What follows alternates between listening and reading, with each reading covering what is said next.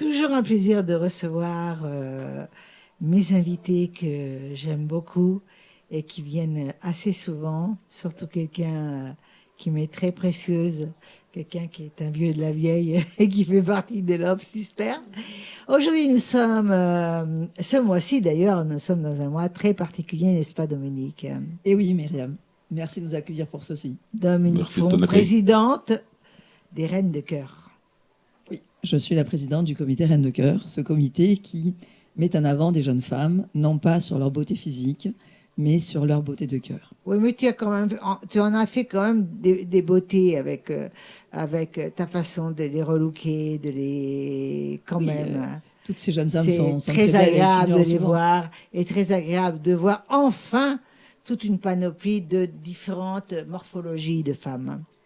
C'est vrai que ces jeunes femmes de 17, l'année des 17 à 18 ans à 29 ans, sont des jeunes femmes qui peuvent être petites, grandes, un peu rondes, un peu, avec des excès de féminité ou toutes menues. Peu Et elles importe. sont jolies. L'important, c'est que nous arrivions à les mettre en valeur et qu'elles apprennent à être très belles, non seulement de l'intérieur, mais de l'extérieur. Ça, Tu leur as quand appris on à rayonne sourire. à l'intérieur, on rayonne obligatoirement à l'extérieur. Et notre Oui. rôle, nous, c'est justement de leur expliquer qu'on a tous une petite lumière là, et que cette lumière, il faut Je crois D'ailleurs, que, la mettre en avant et je crois que l'éclairer. l'intérêt de ton association, c'est surtout de mettre en valeur la beauté de l'être et pas que la beauté du Tout à paraître. fait. D'ailleurs, Et pas que la beauté du paraître. Tout à fait. D'ailleurs, je tiens à te féliciter parce que tu as fait de ces jeunes filles et de ces jeunes femmes des femmes souriantes, agréables à regarder.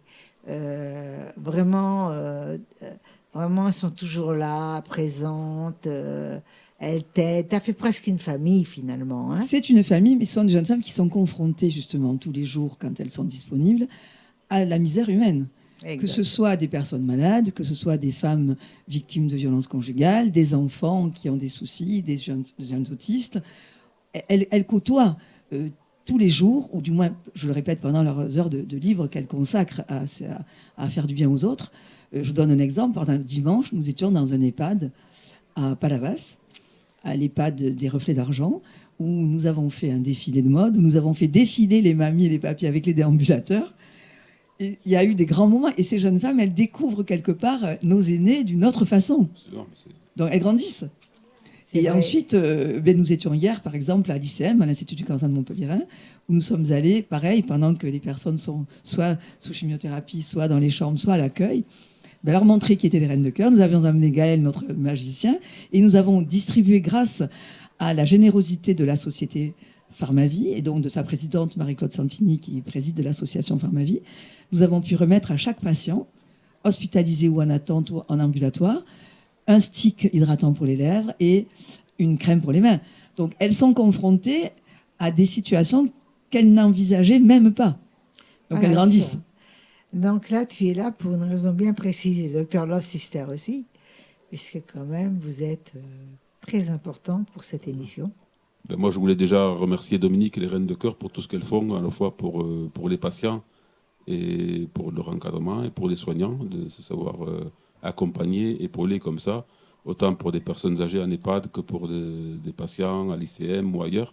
Je pense que de donner un objectif de vie autre que sa propre vieillesse, se renfermer dans sa vieillesse ou se renfermer dans sa maladie, amener du beau à ces gens-là, et du beau justement par l'être, et également du beau par leur façon d'être, à toutes ces jeunes femmes, ces jeunes filles.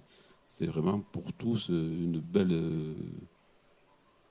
leçon de vie. C'est vrai. Et dans cette fameuse période d'Octobre Rose, où toutes nos Reines de Cœur sont censées et font des actions pour le cancer du sein en particulier. Je crois qu'elles ont un grand rôle à avoir dans Octobre Rose, à la fois par des actions qu'elles font et en même temps pour faire connaître les valeurs, l'intérêt du dépistage à l'intérieur de la population, parce qu'on se rend compte, c'est vrai que le cancer du sein, c'est le cancer le plus répandu chez la femme, une femme sur 8. Il se traite, il se guérit dans 92% des cas, au moins, et plus de 90% des cas, quand il est dépisté tôt. Il peut se soigner et bien se guérir quand il est dépisté tard aussi. Mais malheureusement, à l'heure actuelle, nous n'avons que 50% des femmes qui se font dépister. Oui, c'est vrai. Donc je crois qu'il vous appartient, à vous avez un grand rôle à jouer, d'apporter justement cette parole à l'intérieur de la population, et sur l'intérêt du dépistage, sur l'intérêt de la prise en charge. Dans la rue, c'est pas facile de leur... C'est vrai. Mais les jeunes femmes que nous avons, qui ont donc entre 17 et une trentaine d'années, donc reçoivent des formations de notre part sur ce qui se passe, les événements que nous avons amenés, et ce qui fait qu'elles aussi, elles essaiment.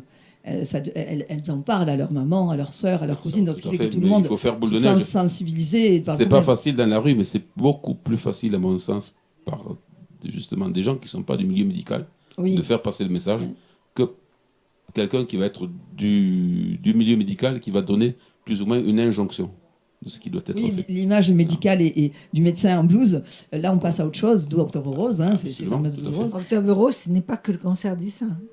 Non, c'est en particulier. C'est en particulier. Voilà. Mais bon, nous les Reines de Cœur agissent en général. Bon, tu le sais, on fait beaucoup d'actions sur beaucoup de choses. Là, ce mois d'Octobre Rose, il est réservé aux personnes atteintes de cancer du sein et du cancer aussi en général. On n'est pas sectaire à ce niveau-là, heureusement. Et donc, ces jeunes femmes, à Montpellier, nous avons à l'ICM, Gwenaëlle, qui est la socio-esthéticienne, qui est prise en charge par le CEW. Le CEW, c'est le Cosmetic Executive Woman, qui paie, entre guillemets, les socio-esthéticiennes qui offrent ces instants beauté dans les services de cancérologie, entre autres, dans 25 hôpitaux en France. Elles ne sont pas que dans les services de cancérologie. Elles agissent aussi, elles amènent du bien-être et ces fameux instants beauté dans d'autres services. Mais en particulier, toutes les personnes atteintes de cancer et qui sont hospitalisées dans ces établissements, qui sont prises en charge par les socio-esthéticiennes, attendent toujours la socio-esthéticienne. Où est-elle ? Si elle est absente un jour, pourquoi elle n'est pas là ? Pour avoir été au chevet de patients de ce type-là, parce que j'ai quand même travaillé une dizaine d'années à l'ICM, je peux effectivement témoigner de l'intérêt et de l'importance qu'ont les actions de ces jeunes femmes auprès de personnes qui ne voient que les quatre murs de leur chambre, la petite lucarne de leur télévision avec tout le mal qu'elle peut leur faire. Je crois que ça apporte bien d'autres choses. Ils ont besoin de leur apporter du rêve, ils ont besoin de leur apporter, les sortir d'un quotidien qui est lourd, qui est pesant. Et on avait amené un magicien, Gaël, que tu connais parfaitement, Gaël qui a fait l'unanimité hier, parce que les patients ne le lâchaient pas. Et même lui a dit, mais c'est trop court, je vais consacrer une journée pour faire le tour de toutes les chambres. C'était un grand moment, parce que c'était vraiment, on sentait que les patients étaient partis ailleurs, quoi. Il y avait vraiment on était décalés, c'était fabuleux. Le fait d'avoir ces jeunes femmes qui prenaient en charge et ce magicien, et voilà, on ressort de là grandi aussi, nous. Hein, on ressort grandi et ces jeunes femmes. Les valeurs humaines qui sont très importantes. C'est octobre. Donc, je sais que tous les ans, on peut avoir. Myriam nous reçoit toujours avec plaisir pour mettre en avant ses actions parce qu'elle se sent toujours concernée par ces belles actions. Et moi, je te remercie au nom de toutes les Reines de Cœur. Et des rois de cœur, parce que nous avons des rois de cœur, ça en est aussi. Oui, ça y est, ça s'agrandit, les rois de cœur, je crois. Et donc, on retrouvera tout le monde à l'Opéra le 28 janvier. Et nous aurons la chance d'avoir notre chanteur favori Stéphane, qui va nous enchanter encore avec une de ses chansons. Voilà. Une nouvelle chanson, je crois. Oui. Peut-être les deux, peut-être une. On ne sait pas. On lui fait confiance. Oui, merci vraiment de nous avoir accompagnés sur cette émission. Ce qui est important, c'est le cancer du sein, c'est quelquefois, quelquefois ça peut très bien passer quand même inaperçu au départ. D'où l'intérêt du dépistage. Voilà. L'intérêt du dépistage. Ouais. Moi, j'insisterai. Mais même quelquefois, le dépistage, ça peut passer inaperçu. Alors, j'insisterai sur deux choses, deux messages qu'il faut faire passer. Le dépistage, c'est très bien. C'est le pilier, la base de tout ce qui peut être à l'origine de la guérison. Mais les premières actrices, pour moi, du dépistage dans le cancer, et en particulier le cancer du sein, c'est vous, mesdames. Parce que ne pas oublier que la première phase du dépistage, pour toutes les femmes, c'est d'apprendre et de pratiquer l'autopalpation. À intervalles réguliers, quand on est dans sa salle de bain, toute seule. Et de pas rester toute seule si on trouve quelque chose, ou si on sent quelque chose, à faire partager son... maintenant, il y a aussi des sages conjoint. Oui, absolument. Oui, bien sûr. Mais à la mammographie, tu t'en rends compte. À partir alors, il y a effectivement la mammographie. mammographie. Peur quand même, hein. La mammographie, justement, que 50% des femmes, il faut se poser des questions pourquoi. Bon, il y a des choses culturelles, il y a des choses sociétales qui interviennent là-dedans. Il y a aussi la peur de l'examen. Il y a la peur de la découverte d'un résultat. Absolument. La peur de la prise en charge d'un traitement lourd. Des fois, il faut l'avouer aussi en tant que médecin, on peut voir certains cas, il ne faut peut-être pas le dire, mais il faut quand même le dire, de surtraitement de certaines lésions qui peut-être sont prises de façon un peu agressive par le médecin au départ aussi. Et je pense qu'effectivement, tout ça, ça ouvre vers le dépistage de demain. Qu'est-ce que tu veux dire par agressive? La prise en charge d'une lésion qui ne deviendrait pas forcément cancéreuse. Ah, d'accord. Voilà. Et qui est traitée comme telle au départ, en fait. D'accord. Et ça va nous amener au dépistage de demain. Mais savoir que donc au mois de janvier, on a au théâtre cette belle journée avec les Reines de Cœur, avec Stéphane et toute l'équipe de Love Sister et les Reines de Cœur. Mais janvier, février 2023, au Corum aura lieu la présentation d'une étude multicentrique européenne qui est pilotée par l'Institut Gustave Roussy à Paris et qui est une étude qui va amener une grande révolution pour toutes les femmes, je pense, qui va avoir une personnalisation du dépistage en fonction des femmes qu'on aura, en fonction de leur facteur de risque, en fonction de leur histoire personnelle, génétique, avoir plusieurs sous-groupes de femmes à laquelle on va pouvoir proposer une prise en charge plus personnalisée et pas simplement une mammographie tous les 2 ans, plus ou moins une échographie. Moi, j'avoue qu'il faut, en tant que praticien, j'ai prescrit systématiquement une échographie avec la mammographie. Ça devrait être fait ensemble. Parce qu'on ne mesure pas toujours très bien la densité du sein chez la femme. Et la densité du sein peut être un obstacle à la mammographie. Hein. Le fait qu'une lésion débutante et cancéreuse à l'intérieur peut passer inaperçue. Ben, c'est ce que je voulais dire. Dominique, Dominique et Alain, le mot de la fin, parce que moi, je suis avec vous. Moi, je remercie des centres comme l'ICM ou comme la Clinique du Parc qui accueillent les socio-esthéticiennes, qui accueillent des personnes qui vont aider ces patientes, ne serait-ce pour les cheveux, qui leur donnent des conseils sur les bandeaux, sur les perruques à mettre en place. Je les remercie parce que d'abord, ils ont accepté l'idée d'avoir d'autres personnes que les médecins. Et c'est pas toujours évident. Les médecins, c'était pas évident avant. C'était pas évident avant. Et là aujourd'hui, moi je sais qu'on travaille vraiment très très proche avec l'ICM bien évidemment et la Clinique du Parc en particulier, parce qu'on peut faire de très belles actions et on peut sensibiliser les personnes. Et quand on nous voit, même les personnes qui dans le hall nous voient arriver avec c'est quoi les Reines de Cœur, on explique.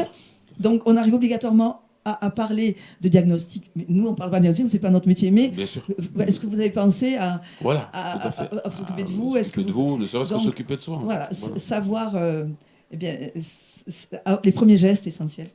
Elle pose des questions, donc obligatoirement, les Reines de Cœur vont répondre. Dirigez-vous régulièrement. Puis cette fameuse autopalpation, apprendre ça. Interpeller les femmes. Nous, chez les Reines de Cœur, elles ont une formation. On leur montre comment faire, elles, personnellement, qu'elles vont pouvoir montrer à leur maman, à leur sœur. Déjà, si ceci est SEM, ça sera parfait. Absolument. Donc moi, merci beaucoup. Moi, c'est ce moment de partage qui est important et tu as toujours su partager. Et merci pour ce partage. Merci, merci. Juste dernier mot de la fin. Comment ça se passe, comme tu es beaucoup dans la rue et que ces femmes sont dans la rue sans soins? Là, on touche d'autres femmes qui ne sont pas obligatoirement atteintes du cancer.